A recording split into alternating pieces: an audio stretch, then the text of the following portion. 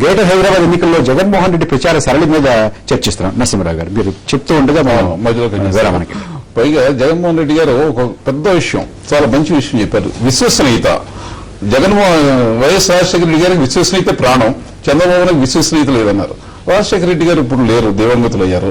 వారి గురించి మాట్లాడుకోవటం, వాళ్ళ విశ్వసనీయత గురించి చర్చించడం మర్యాద కూడా కాదు. ఈయన విశ్వసనీయత ఏంటి? వాళ్ళ ఉపన్యాసం చెప్పే జగన్మోహన్ రెడ్డి గారి విశ్వసనీయత ఏంటి? ఈయన 650 మంది వాళ్ళ తండ్రి చనిపోయారు, వార్త విని గుండాయి చనిపోయారు, ఆత్మహత్య చేసుకున్నారు 650 మందిని. 650 మందికి ఇంటింటికి వెళ్లి వాళ్ళందరినీ కూడా పరామర్శించి వస్తాను అని పౌరాలగుట్టలో ఈయన పబ్లిక్ గా చెప్పారు. ఈయన విశ్వసనీయత ఏంటి? పరామర్శించి వచ్చారా? ఒక్కళ్ళంటే ఒకళ్ళని, ఇప్పుడు ఎక్కడో దూరంగా శ్రీకాకుళం ఉన్న వాళ్ళు పరామర్శించి రాపోవచ్చు, హైదరాబాద్ చుట్టుపక్కల ఉన్న వాళ్ళని పరామర్శించారా? ఇంకా చుట్టుపక్కల ఉన్న గ్రామాలు ఎక్కడన్నా పరామర్శించారా? అంటే ఈయన విశ్వసనీయత ఎంత అధ్వానంగా ఉందో. ఈయన విశ్వసనీయత గురించి ఆయన మాట్లాడమోనండి. ఆయన మాట్లాడకుండా రాజశేఖర రెడ్డి గారి విశ్వసనీయత అడ్డం పెట్టుకుని 650 మంది ఎవరినైనా పరామర్శించి వస్తే నిజంగా ఈయన విశ్వసనీయత ఉన్నవాడు, మాట నిలబడేవాడు, తన తండ్రి చనిపోయారని తెలిసి గుండాకి మరణించిన వాళ్ళు, ఆత్మహత్య చేసుకున్న వాళ్ళు, వాళ్ళందరూ కొంత కొంత సానుభూతి కనికరం ఉన్న వ్యక్తి అని మనమంతా కొన్ని నమ్మేవాళ్ళు. విశ్వసనీయత గురించి ఈయన మాట్లాడదాం హాస్యాస్పదంగా అనిపించింది పైగా నాకు. రాంబాబు గారు, ఇది ఒక విషయం.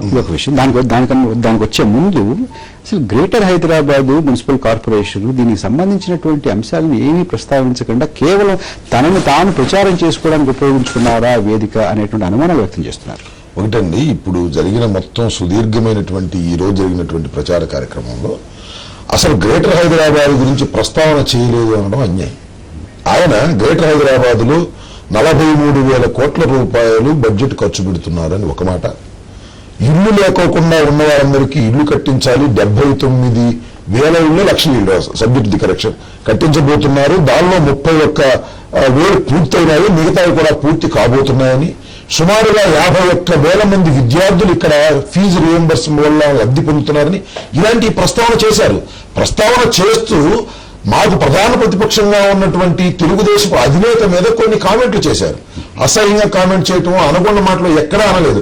ఆయనకు విశ్వసనీయత లేదు, నమ్మిన వారిని మోసం చేసే తత్వం ఉన్నది, రాజశేఖర రెడ్డి గారికి విశ్వసనీయత ఉన్నది అనే విషయాన్ని చెప్పడం వారికి కొద్దిగా బాధ కలిగించవచ్చు. కానీ మేము పచ్చిబుద్ధి తిట్టామంటే సమంజసం కాదు. రాజకీయ విమర్శలు చేయడం జరిగింది. అయితే ఇక్కడ గమనించవలసింది ఏంటంటే, నరసింహారావు ఇంకో మాట అన్నారు, ఆయన పెద్ద ఉపన్యాసకుడుగా లేడు, మిమిక్రీగా ఉందని. నేను ఒకే ఒక్క విషయాన్ని దయతో అర్థం చేసుకోమంటున్నా. తండ్రి యొక్క లక్షణాలు తప్పనిసరిగా కుమారుడికి వస్తాయి, ఆ పోలికలు వస్తాయి, ఆ తోడు వస్తుంది, దానిలో కొంత మిక్స్ అవుతుంది. అంతేగాని మిమిక్రీ చేయాల్సిన అవసరం లేదు. ఎన్టీ రామారావునో చంద్రబాబు నాయుడునో మేము మాట్లాడితే మిమిక్రీ చేసినట్టు ఉంటుంది తప్ప, నా తండ్రి గారిలాగా నేను మాట్లాడడం నా స్వభావ సిద్ధం తప్ప అక్కడ కృత్రిమైంది కాదనే వాస్తవాన్ని దయచేసి వారు గమనించవలసినటువంటి అవసరం ఉందని మనం చేస్తున్నాం. రెండో విషయం ఏంటంటే విశ్వసనీయత. దీనికి ఏముంది విశ్వసనీయత? పౌరాల గుట్టు మీద మాట్లాడుతూ అందరినీ కలుసుకుంటానని అన్నారు, ఇంతవరకు కలుసుకోలేదు. ఇంతవరకు కలుసుకోలేదు, అంతవరకే తప్ప కలుసుకోకుండా ఉండడానికి అవకాశం లేదు. మీరు ఇంకొక విషయాన్ని గుర్తుపెట్టుకోవాలి, నరసింహారావు గారు కూడా గుర్తుపెట్టుకోవాలి మనం చేస్తున్నా, చూసే ప్రేక్షకులు కూడా గుర్తుపెట్టుకోవాలి మనం చేస్తున్నా. గ్రేటర్ హైదరాబాద్ ఎన్నికలకి మీరు ప్రచారానికి రావాలని పుంకాలుగా ఆయన విజ్ఞప్తులు వచ్చి ఒత్తిడి చేసినప్పటికీ కూడా తండ్రి గారు మరణించినటువంటి భావనలో ఉన్నాను, ఇంకా 2 నెలల 15 రోజులు కూడా పూర్తి కాలేదు, నేను జనంలోకి రాలేను అని అంటే, కాదు నువ్వు రావాల్సిందేనని ఒత్తిడి చేసి పైనుంచి కిందాగా ఒత్తిడి చేసిన తర్వాత బలవంతంగా ఆయన అంగీకరించి ఇవాళ రేపు తిప్పడం ప్రయత్నం జరుగుతుంది. కాబట్టి మీరు ఎవరైతే మరణించారో 600 చిల్లర మందిని వారిని కలుసుకోవడం లేదు, విశ్వసనీయత లేదు అంటాం సమంజసం కాదు. సమయం వచ్చినప్పుడు తప్పనిసరిగా కలుసుకుంటారు. అప్పుడు దాకా ఆ సమయంలో కలుసుకోకపోతే మీరు ఆలోచన తప్ప వెంటనే కలుస్తున్నారు. అక్కడ వచ్చి వెంటనే అందరినీ కలుస్తాను, ప్రతి కుటుంబానికి వెళ్తాను, ప్రతి గ్రామం వెళ్తాను, వాళ్ళందరినీ పరామర్శిస్తాను, వాళ్ళు ఆదుకుంటాను. వెంటనే అంటే ఏంటండి, ఇవాళ రాజశేఖర రెడ్డి గారు మరణం తర్వాత జగన్మోహన్ రెడ్డి గారు ఏ కార్యక్రమాల్లో పాల్గొన్నారు? కేవలం రాంబాబు గారు వెంటనే నరేందర్ రెడ్డి గారు ఒకటండి, జగన్ మాట్లాడిన దాని మీద ఇప్పుడు రాంబాబు గారు చెప్పినట్టు అసలు వాస్తవంగా ఏదో సమర్థించే ప్రయత్నం చేస్తున్నారు. మీకు మీరు ఇవాళ ఆయన మాట్లాడిన మాటలు మీరు సమర్థిస్తారా? కాంగ్రెస్ పార్టీ సమర్థిస్తుందని మేము అడుగుతున్నాం.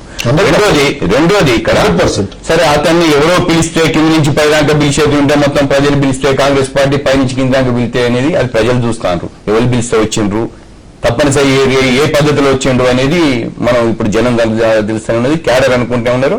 దాని గురించి వాళ్ళ పార్టీ ఇంటర్నల్ విషయాలలో మేము తెలుసుకుంటాం. రెండోది, అతను మాట్లాడే మీరు డిఫెన్స్ లో ప్రిపేర్ ఎట్టి పరిస్థితుల్లో డిఫెన్స్ లో లేదండి. 100% ఈ హైదరాబాద్ పట్టణంలో మాట్లాడే హక్కు తెలుగుదేశం పార్టీకి ఉందండి. రెండోది, అతను మాట్లాడే మాటలండి హైదరాబాద్ మీద హైటెక్ సిటీ బాబు గారు కట్టించేది ఉంటే మా నాన్న డ్రైనేజ్ కట్టించానండి. ఏంటండి మీరు చేసిన పనులన్నీ అయ్యే.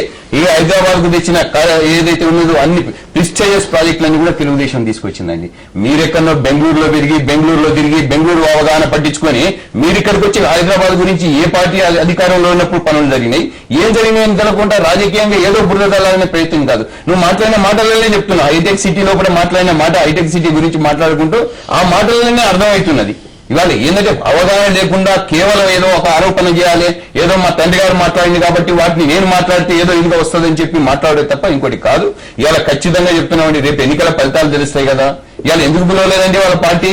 ఇవాళ శ్రీనివాస్ గారు పిసిసి ప్రెసిడెంట్ ని పిలువను, లోకల్ వాళ్ళు పిలుచుకోండి, హైకమాండ్ వీరపమైంది మేము చెప్పాము, మీరు బాగుంది. ఆఖరికి ఇంకొక 24 hours లో ప్రచారం అయిపోతుందనగా ఏదో తీరుగా బయటికి తీసుకురావాలని కొంతమంది రాజకీయంలో వాళ్ళ పార్టీలో కూడా కొంతమంది వాళ్ళ కోసం వాళ్ళు పట్టుకొచ్చుకునే ప్రయత్నం చేశారు. ఒక ముఖ్యమైనటువంటి అంశం నరేంద్ర రెడ్డి గారు చెప్పిన దాంట్లో ఒకటి ఏంటంటే పార్టీ పరంగా ప్రదేశ్ కాంగ్రెస్ కమిటీ పరంగా అంత ఉత్సాహం చూపించలేదు జగన్మోహన్ రెడ్డి గారిని ఆహ్వానించడానికి. నిన్న అడిగినప్పుడు కూడా డి శ్రీనివాస్ గారు మేము ప్రత్యేకంగా కొరేదేం లేదు, అందరూ ఎంపీలు చేస్తుంటే ఆయన వచ్చి చేసుకుంటారు అనేటువంటి మాట. ఇక్కడ ఆన వివేకానంద రెడ్డి గారు స్టూడియోకి వచ్చి లేదు ఒక ప్రత్యేకమైన కమిటీని వేసి వాళ్ళందరూ కూర్చుని వాళ్ళందరూ కూడా ఈయన ఎక్కడెక్కడ తిరగాలి, ఏం మాట్లాడాలి, ఎలా చేయాలనే దాని మీద పెద్ద కసరత్తు చేసి నిర్ణయించారనేటువంటి మాట. అలాగే అధిష్టానం ఫోన్ చేసి ఖచ్చితంగా వెళ్లాలని ఆదేశించిందని అంటే రెండు రకాలైనటువంటి మాటలు వినపడుతున్నాయి. ఇది ఒకటైతే, రెండవది ఇంకొక మాట వినపడుతోందంటే తనకి సన్నిహితులుగా ఉన్నటువంటి వారు పోటీ చేస్తున్న చోట వారికి సంబంధించినటువంటి నియోజకవర్గాల్లో మాత్రమే పర్యటనకు పరిమితం అయ్యారు. శశిధర్ గారు కానీ, లేకపోతే విష్ణువర్ధన్ రెడ్డి గారు కానీ, మరొకరు కానీ, హనుమంతరావు గారు కానీ, శంకర్రావు గారు, వీరికి సంబంధించిన చోట ఎక్కడా కూడా ప్రచారం తలపెట్టలేదు అనేటువంటిది. శ్రీనివాసరావు గారు ఒక పెద్ద మనిషిగా చెప్పారు. అంటే మామూలుగా ఆయన పిసిసి ప్రెసిడెంట్ గా ఉన్నారు. జగన్ గారు ఏజ్ వైజ్ చాలా ఎంగేజ్ అండ్ నేను కూర్చొని కార్యక్రమం అంతా నేను సెట్ చేశానని చెప్పకుండా ఎవరు వచ్చినా మేము వెల్కమ్ చేస్తామని ఒక పెద్ద రకంగా చెప్పాడు అంతే. మరి